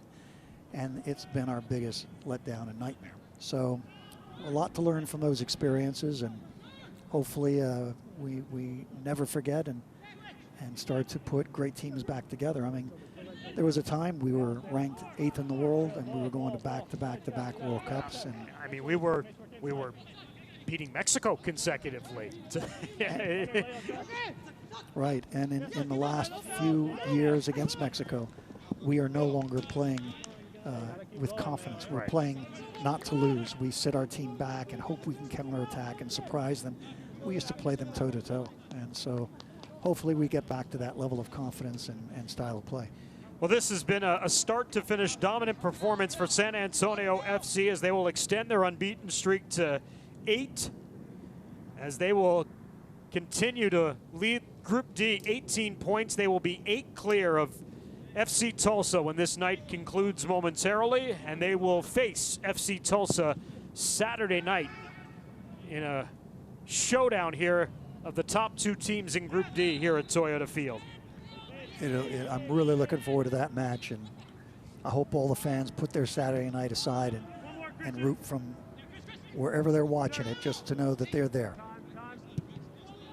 A lot on the line.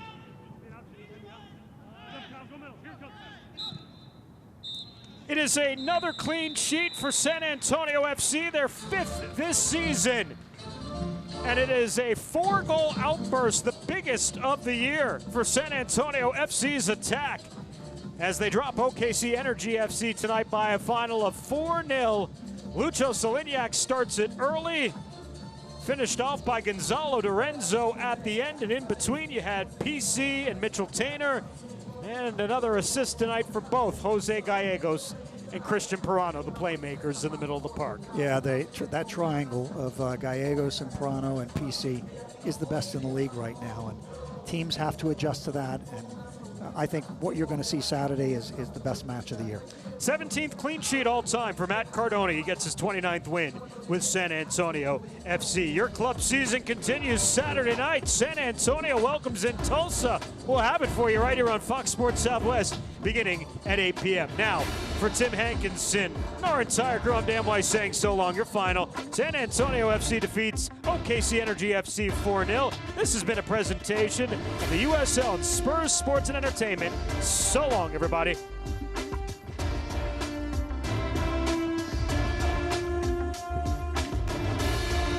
This copyrighted telecast of the United Soccer League Championship cannot be retransmitted, rebroadcast, or reproduced without the expressed written consent of the United Soccer League Championship.